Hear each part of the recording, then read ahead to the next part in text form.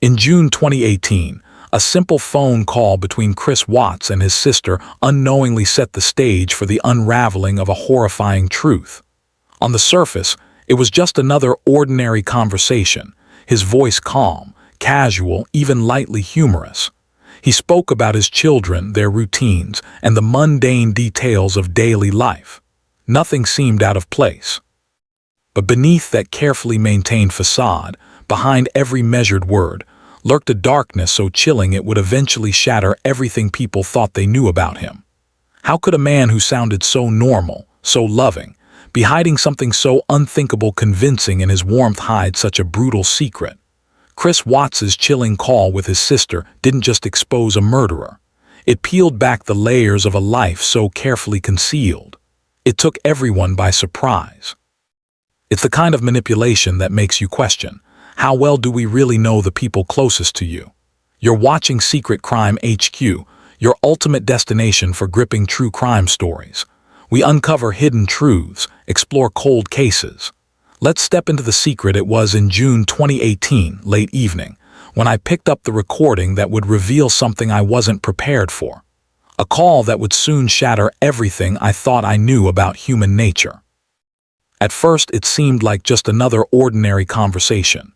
Chris's voice, familiar and calm, came through the line, his tone light, almost playful.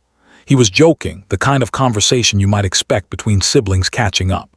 It wasn't much different from the countless other calls I'd heard over the years. His voice, soothing and easy, didn't carry a hint of tension. He was talking about mundane things, the kids, the weather, everyday life. His laughter, genuine at times, echoed through the speaker. He sounded like a brother, a father, a husband, the kind of man you'd expect to hear after a long day of work, just checking in with family. It felt completely normal, as though nothing was out of place. But as I listened further, a strange feeling crept up, something unsettling, something I couldn't immediately grasp. What I couldn't have known then was that behind every laugh, behind every word, there was something far uncomfortable. As the conversation carried on, the dissonance between his voice and the truth about his actions became impossible to ignore. He sounded like a man who cared, a man with love in his voice, a man who would do anything for his family. But the truth, what was really behind that calm, familiar voice, was chilling. How can someone speak so warmly, so casually, and yet hide murder behind every word? How does a man go from telling jokes to committing the unthinkable in a matter of hours? This was no ordinary call. It was a performance, a chilling display of how deception can wear the mask of normality. As I listened, every word seemed to cut deeper. The sharp contrast between the man on the other end of the line and the man he truly was growing clearer with every passing minute. And as I sit here now reflecting on that call, the question remains, how well do we really know the people around us? How easy is it for someone to hide behind the facade of warmth while something far contrary furs beneath the surface? This call, this seemingly ordinary conversation, became the key to our understanding the true face of a man who thought he could get away with murder. It was a call that would expose far more than just a family's betrayal. It would peel back the layers of human nature itself. I picked up the phone, expecting nothing out of the ordinary. Chris's voice came through loud and clear, casual and familiar. In that moment, there was no hint of anything being wrong. The way he spoke to his sister was just like any other call you might have with a family member, comforting, almost routine. His tone was warm, unhurried, and disarming in its ordinariness. He asked how everyone was doing, talked about his kids, about the day-to-day things that most of us go through. His words were a soothing lull, and for a split second it almost felt like everything was normal. It was as if he was just another father, brother, husband. A man whose life was playing out as it should, just like any other. His laughter came through easy, not a care in the world. He talked about mundane things, the weather, the kids' latest antics, a weekend plan he had. Every sentence was laced with what seemed like genuine care, and his voice never faltered. It's hard to describe the feeling of hearing someone who sounds so completely natural, so completely like you would expect them to, only to later realize how utterly deceptive it all was. But as the call went on, it became apparent that Chris wasn't just speaking to his sister. No, there was something else behind his words, something subtle, almost invisible. It was in the way he deflected certain questions almost effortlessly. When his sister asked about how he was holding up, how he was coping with everything, his answer was almost too rehearsed. He brushed it off, offering a quick reassurance, not allowing any hint of vulnerability to seep through.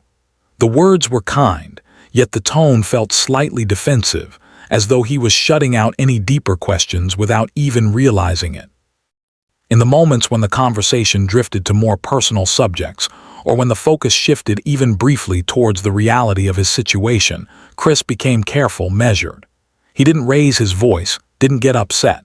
Instead, he masked his unease with humor, with quick changes of subject. His quick pivots didn't feel natural. They felt deliberate. It was almost as though he could sense the weight of what had just happened, the pressure of the truth lingering just beneath the surface. He didn't want to confront it. Instead, he distracted his sister with stories about his kids, offering glimpses of normality to cover the uneasy undertones of his reality. The stark contrast between what we now know about the murders and what Chris allowed to slip into that call was staggering. As I sat there listening, I couldn't help but reflect on the sharp contrast between his words and the actions that would soon unfold in the days following this call. Chris spoke about his wife and children in the same tone most would use when talking about their loved ones. Yet, as the viewer, we know what happened next. We know the bodies of his wife and children were found, their lives taken in a way no one could have imagined. And yet here he was, casually speaking, masking everything under the guise of normal family life.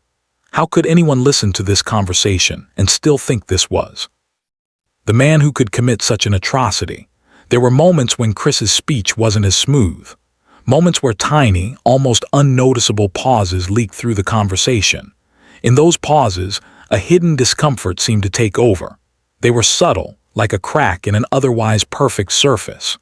The way he stumbled over a few words, the tension that slipped into his sentences, almost as if his mind was desperately trying to find a way out.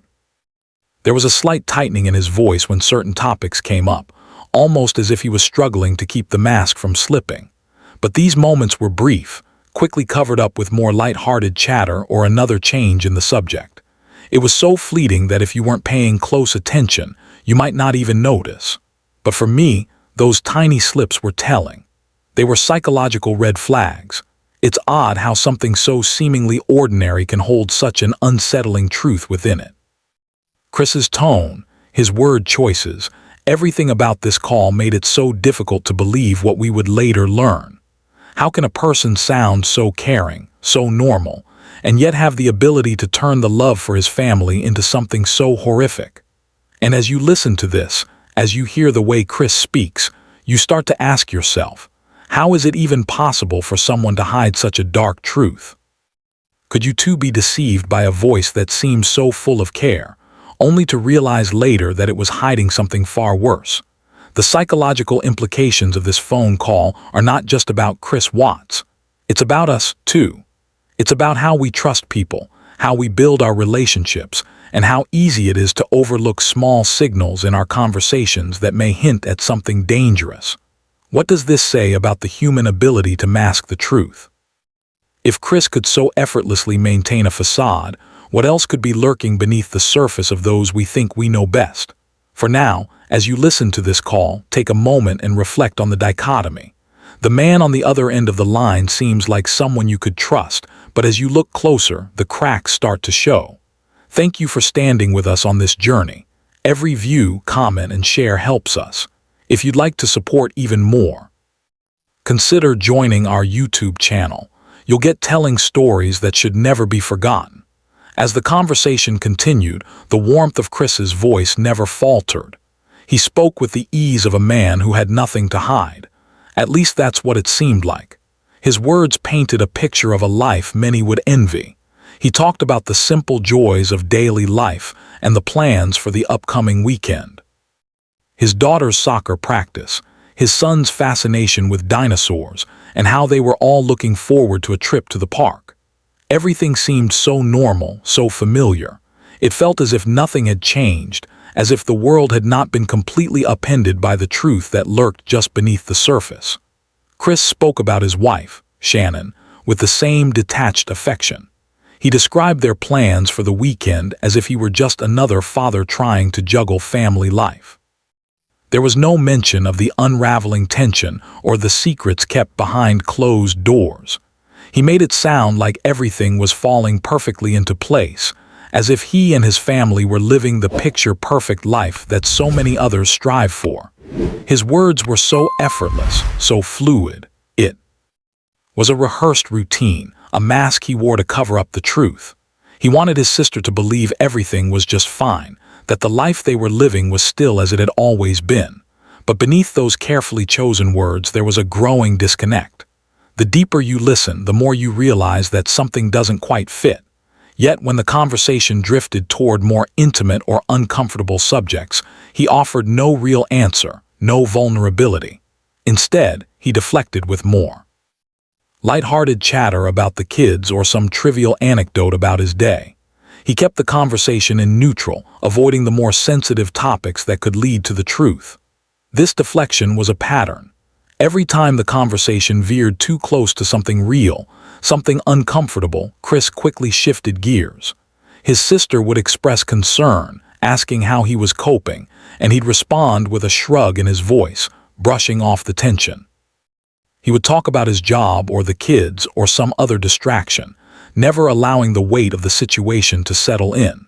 It was as though he had learned through years of practice how to maintain the perfect family image, even when it was built on a foundation of lies. He wasn't just avoiding responsibility for his actions. He was avoiding the truth entirely.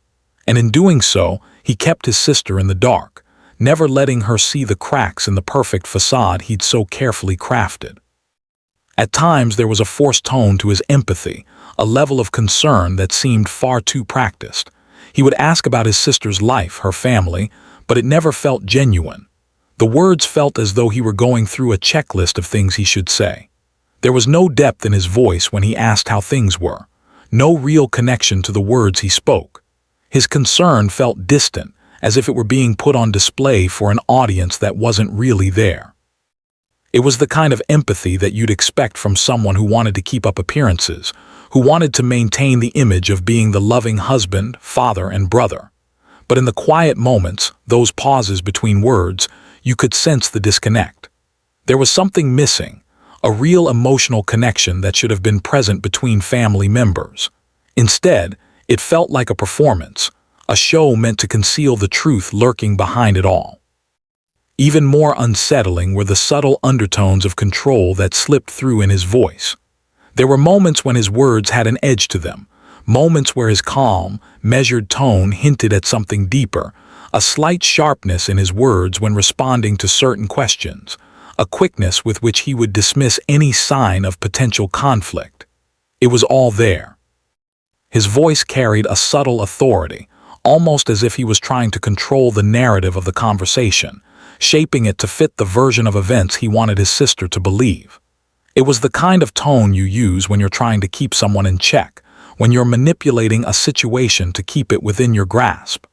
These subtle signals were so buried beneath the surface of his words that you had to listen carefully to hear them.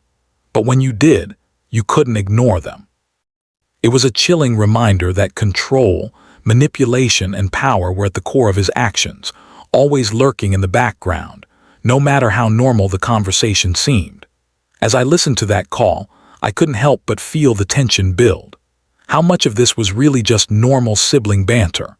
Was there something far more chilling beneath the surface of this seemingly casual conversation? Chris's words seemed to hold the weight of an ideal family life. Yet everything I knew about his reality, the horrors that would soon come to light, contrasted so sharply with the facade he was presenting. How much of what he said was truth and how much was carefully crafted deception? This was the dissonance of the call, the disconnect between what Chris was telling his sister and the cold, brutal truth of what he had already done. It was a careful balancing act, one that he performed with unsettling ease. As he spoke, I couldn't help but wonder, was this just a normal call between siblings, or was it something far more chilling, something calculated, hidden in plain sight, masking the unbelievable reality of a life falling apart behind the scenes. As the call unfolded, there were moments that hinted at the truth Chris was desperately trying to conceal. While his voice had remained relaxed and almost jovial, there came a point where his mask started to crack. The subtle shift was almost imperceptible at first, a slight change in the tone that could easily be dismissed as a fluke. But listening more closely, it became clear that there was a growing tension beneath the surface. The warmth that once filled his words began to give way to a faint irritation, something raw and unrefined. When certain topics emerged, Chris's voice betrayed him. At first, the shift was small, a change in cadence, a few extra pauses where there shouldn't have been. But soon the irritation became more apparent. His laughter, which had once flowed freely, tightened. His words started to feel forced. It was in the way he answered questions that seemed too personal, too probing. He would respond sharply, brushing off concerns with a flicker of defensiveness in his tone. His irritation was not loud or overt. Rather, it was a quiet resistance, a refusal to dive deeper into emotions he didn't want to confront. But as the conversation progressed, it became clearer that Chris wasn't just annoyed by certain questions. He was also deflecting, avoiding a truth he wasn't ready to face. His responses to any inquiries about the emotional weight of the situation, about how he was truly handling the aftermath, were vague at best. When the conversation reached moments where he might have shown a sliver of vulnerability, he quickly switched to lighter topics. What was once an attempt to project calm and normally now seemed more like an act, a performance to keep the conversation as shallow as possible. Then there were the words he used. In these moments, his language revealed much more than he realized. Chris's responses, in their simplicity, were deeply telling.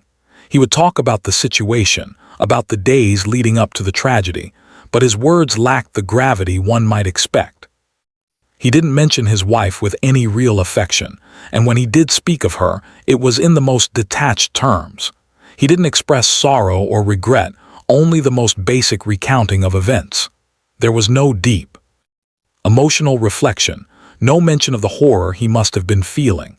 Instead, he relied on surface-level commentary, presenting everything as if it were just a routine discussion.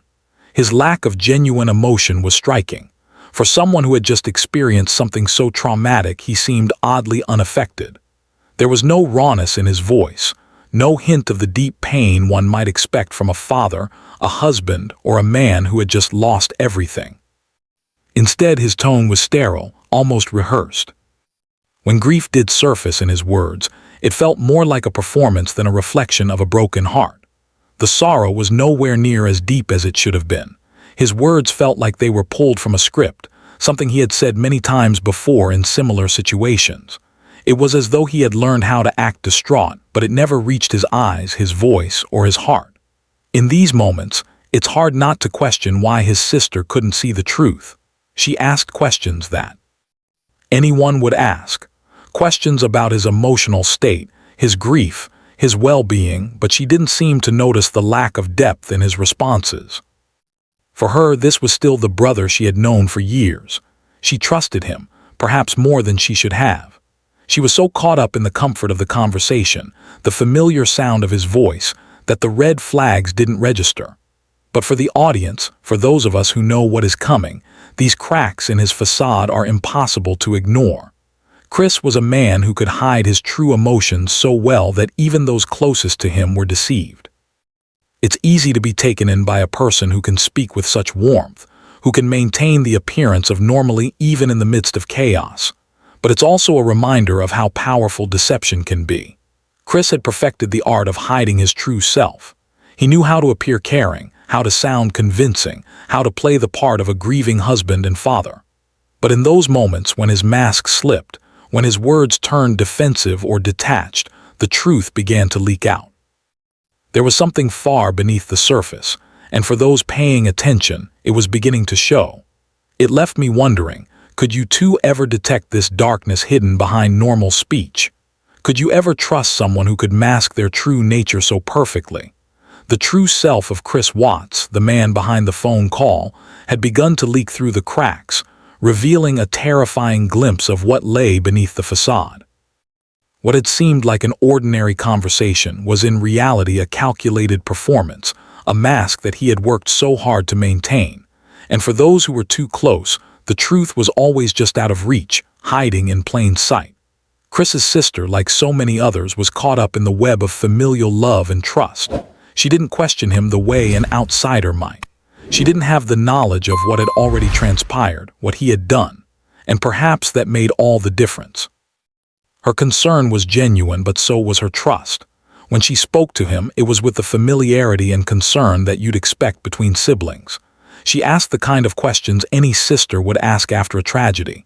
How are you holding up? How are the kids? Is there anything I can do for you? These weren't just words. They were expressions of love, of concern for her brother. They were rooted in the deep bond they shared. She knew him after all. He was family. And like any sibling who's known someone their whole life, there's a certain comfort in hearing their voice, even when things are at their worst. She wasn't suspecting the worst. She wasn't prepared for the truth. Instead, she was looking for the comfort that comes with having a conversation with someone who, to her, was just her brother and nothing more. The love between them clouded her judgment in ways she couldn't have seen. She took his reassurances at face value, never questioning the subtle shifts in his tone, the way he deflected difficult questions, or the moments where he seemed to avoid responsibility. To her, these were all just normal behaviors, a brother who needed a little time, a little support. The depth of her trust in him was evident as the conversation went on.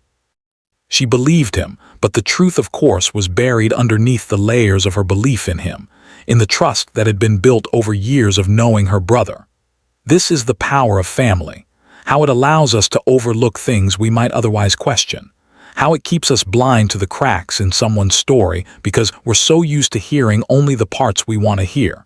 She trusted him so completely that in that moment his words were enough. Chris knew this. He knew exactly how to handle the conversation, how to keep her from pressing too hard, how to reassure her without revealing too much. His reassurances were expertly crafted. With each response, he was subtly controlling the flow of the conversation, steering it away from any uncomfortable or revealing moments. He minimized the tension, kept it light, kept her engaged without allowing the conversation to delve deeper into what was really happening. He gave just enough of an answer to satisfy her concerns, but never enough to make her question his actions. He was expertly managing her emotions, giving her the peace she needed without offering any real insight into his own. What struck me most, though, was how easily Chris manipulated the conversation. To him, it was second nature. This ability to turn the narrative to his favor, to create a facade of calm when inside he was anything but. His sister, in her worry and concern, never once considered the possibility that the person on the other end of the line wasn't who he appeared to be. She was guided by the voice she had always trusted, the one that had never steered her wrong before. That voice, however, now carried with it the weight of lies, and she couldn't see it. She was blinded by the love that comes with family, the instinct to believe the best in someone, even when the truth is much darker. For the audience, however, the tension was palpable. We knew what Chris was capable of. We had seen the evidence, heard the confessions, understood the horrifying actions that had taken place. But here in this conversation, Chris was still presenting himself as the same person he always had been. His sister's questions were met with the same warmth and familiarity. But what we now know is that there was a darkness lurking beneath those words. It creates a feeling of emotional dissonance, a disconnect between what we know and what she believes. We, the viewers, can see the cracks, the subtle manipulations, the deflections. But for her, those cracks are hidden in plain sight. How could someone who had been so close to him, someone who knew him better than most, be so easily manipulated? It's a chilling thought, isn't it? How can you be so close to someone and still not see what lies within? How can trust, love, and shared history blind you to the truth, especially when the truth is something so horrific? Chris, with all his charm and manipulative skill, had woven a narrative so convincing that even his sister couldn't see past it. The tension grows because, as we continue to watch this play out, we understand the stakes better than anyone involved. We know that Chris has built this illusion of normally, but we also know that illusions don't last forever. They crack, they break, and eventually the truth always finds its way to the surface. As the conversation continued, the gulf between Chris's warm, approachable tone and the dark reality of his actions became more and more apparent. For all the casual ease in his words, for all the laughter and jokes he shared with his sister, there was an undeniable tension, the kind that comes from knowing the truth while hearing a lie so seamlessly spun. It's impossible to ignore the contrast between what Chris was saying and what the viewer knows to be true. The psychological horror of this conversation lies in the fact that Chris is so convincing. His charm, his warmth, his ability to maintain composure. It all serves to disguise the truth. He doesn't even seem to struggle with this deception. To him, this conversation is just another moment in a series of performances. He's learned the art of blending into normally so well that it no longer takes effort. What is so chilling about this moment is that Chris's actions do not match his words. His ability to act human, to sound human, while knowing full well what he has done, disturbs the very core of what we expect from those we trust. It's the perfect crime, not in the sense that it was executed flawlessly, but in the sense that it was hidden so deeply behind the guise of normally. As we watch, it becomes clear that the true horror lies not just in the crime itself, but in the fact that Chris is capable of hiding it so effortlessly. His warmth, his charm, his ability to seem just like everyone else. Is that not the most terrifying part of all? How can someone so capable of empathy and care, someone who seems so human, be capable of the unthinkable? This is where the true horror lies, in the contrast between the man we see speaking to his sister and the monster we know he has become. The ability to carry out such a crime and then mask it so convincingly is a terrifying reflection of how well we can hide our true selves, even from those closest to us. And for the audience, this creates an unsettling tension. As we watch Chris speak, we can't help but ask ourselves how many people around us, people we know, people we trust, could be hiding something just as dark. How easy is it for someone to wear the mask of normality, to slip into the role of a loving family member while carrying with them the darkest secrets? Chris's ability to compartmentalize his actions, to keep his family's memory alive while he himself erased it, forces us to confront the question of how well we truly know the people in our lives. Could someone so normal, so convincing, be hiding the unimaginable? This conversation, on the surface, an ordinary sibling exchange, reveals far more than what Chris intended. The chilling aspect of it is that it mirrors the complexities of human nature and the deceptive masks people wear. Chris's voice, warm and familiar, masked the brutal reality of his actions. The charm he effortlessly displayed was not just part of a typical family conversation. It was a tool, a weapon of manipulation. He knew how to use his charisma to keep those around him at ease, to convince them that everything was fine. This is where his true power lay. By being charming, by pretending to care, by portraying a man who was just like everyone else, Chris was able to pull the wool over his sister's eyes. His charm was disarming. When someone speaks with kindness, when they offer jokes and light conversation, it's easy to overlook any cracks in their facade. But what's terrifying is that this very charm becomes a tool for deception. It's not just about being likable. It's about concealing the darker reality that lies beneath. Chris's manipulation wasn't loud or dramatic.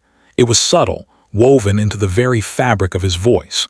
By using this charm, he made his sister feel like everything was under control, like there was no need to dig deeper. It wasn't the words themselves that were powerful. It was the intention behind them. His ability to mask his true self made the truth all the more elusive. What's even more fascinating and heartbreaking is how Chris's sister, despite her concern, couldn't see through the layers of manipulation. It's a perfect example of denial and family blindness. We all want to believe the best in our loved ones. There's an inherent trust that comes with familial bonds, a sense of security that leads us to believe that our relatives would never be capable of such darkness. It's natural for family members to want to shield each other from harsh realities, especially when it comes to someone they've known and loved for years. But this is exactly where the danger lies. Because that very trust, that willingness to see the best, makes it almost impossible to perceive the subtle. Warning signs.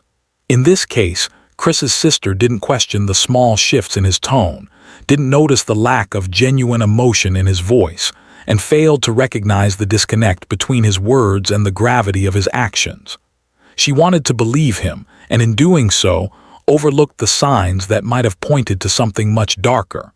This is an important lesson for all of us. In real life, we often overlook warning signs, not because we're blind to them, but because we're not trained to recognize them for what they are.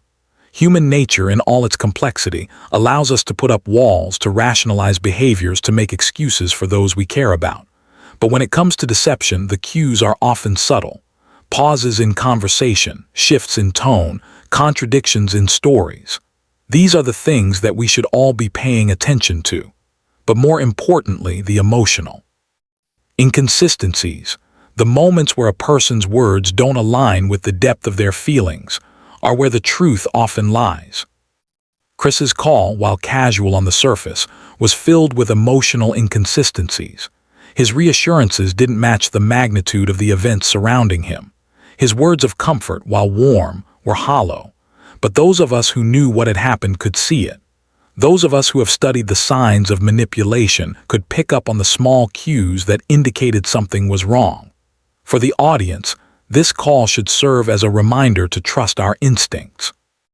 How many times have we ignored that uneasy feeling, that nagging sense that something wasn't quite right? How many times have we convinced ourselves that a person's charm or warmth is enough to reassure us, even when deep down we know something is off? This call is a powerful example of how easily we can be manipulated by someone who knows how to hide behind a mask. Chris's ability to speak so freely, to sound so human, even after committing such horrific acts, shows just how skilled he was at concealing the truth. The lesson here is simple: pay attention to the details. Pay attention to the moments when something feels out of place, when the words don't quite match the emotions behind them. This call wasn't just a glimpse into Chris Watts's true nature. It's a reflection of how easily anyone can hide behind a facade, no matter how close we are to them. So, next time you listen to someone, ask yourself, are you hearing the truth or just another performance? As I sit back and reflect on the chilling telephone conversation between Chris Watts and his sister, it's impossible to shake the feeling of discomfort that lingers in the air. There's something deeply unsettling about hearing Chris Watts speak to his sister so casually, so easily. His voice, warm, almost affectionate, was the last thing you'd expect to come from a man who had just brutally taken the lives of his wife and children. Yet there it was, ringing through the conversation with a kind of normality that was almost too convincing. And that's the horror of it, how easily he maintained that mask, how simple it was for him to slip back into the role of a loving brother even after committing one of the most horrifying crimes imaginable. The truth, so dark and twisted, was buried beneath layers of charm and manipulation, and it makes you wonder, how often do we overlook what's hiding just beneath the surface? This conversation wasn't just a phone call between siblings. It was a carefully constructed performance, a piece of the puzzle that, when pieced together with everything we know about Chris Watts, reveals a mind that was capable of unthinkable horrors. As we listen to him speak, we are forced to confront a reality we don't often want to acknowledge, that the people we trust, the people we love, may be hiding things from us. Their words may be coated in warmth, but what lies beneath could be far more chilling. So we ask ourselves, how many people hide behind smiles every day? How many times do we hear someone speak in a way that seems normal only to realize later that they were hiding their true selves? How can love coexist with evil? These are the questions that this conversation leaves us with. They are the questions that plague the mind long after the call has ended. It's a chilling thought, one that sticks with you. The realization that the very things we trust, the very things that make us feel safe, can be manipulated to hide the most horrific truths. In the end, this call wasn't just a conversation. It was a mirror into a mind we hope never to understand. A mind that was capable of cold calculation, of deception, and of violence, hidden beneath the facade of a loving family man. As we close this chapter, we are left with more than just the story of Chris Watts. We are left with the uncomfortable truth that human nature can be far unpredictable than we are willing to admit. And perhaps the most unsettling realization of all is that just like Chris, we all have the capacity to hide behind a mask. The difference is for most of us, it's a mask we hope we never have to remove. And as we leave this story behind, we are reminded that some truths are so chilling they refuse to be forgotten. They echo in our minds, challenging us to pay closer attention to the people around us, to question the facades we see, and to recognize that the darkest secrets can often be hidden in plain sight.